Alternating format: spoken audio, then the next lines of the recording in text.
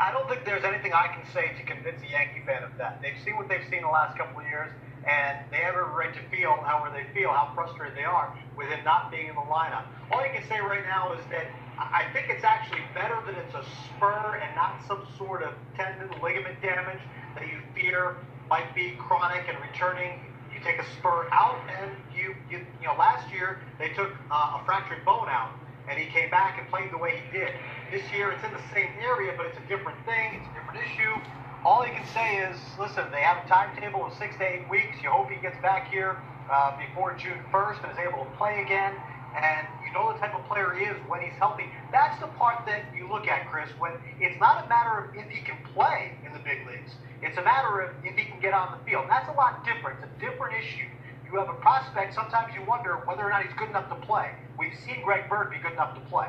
No question about it. If he's healthy, he's going to be a big part of that Yankee team. I wonder, though, if this is going to be his deal his whole career. What other concern would a Yankee fan have? You've seen every spring training game there. You're off to Toronto. What other concern would a Yankee fan have based on what you saw with your own eyes in the month of March? Let me hear.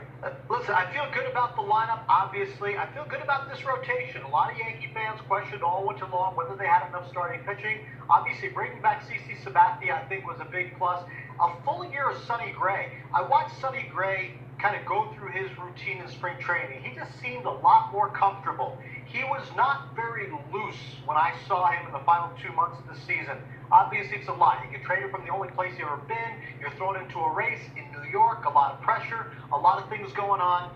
You don't really get to relax at all. I think Sonny Gray's gotten the chance to relax, and he's a really good pitcher. He's going to slot in fourth here for the Yankees. I think he's poised to be the kind of guy who's going to have a good year. The one thing that when you say what worries you, it's strange because the Yankees, have a really good bullpen. But last year, Della Betances had issues in the second half. It was not a factor for them in the postseason. Aroldis Chapman lost his closer's role for a short time.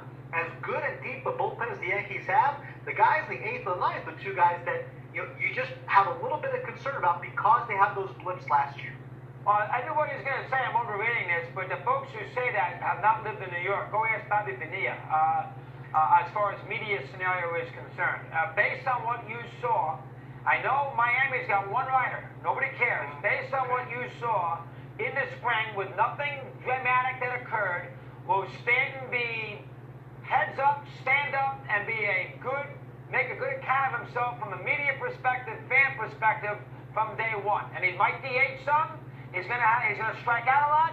They have some pressure on him. How will he handle that kind of focus? I think he's done everything right this spring, Chris, but you're right. This is a lot different than what's going to happen in New York. After every spring training game, he's got about 10 of us around his locker.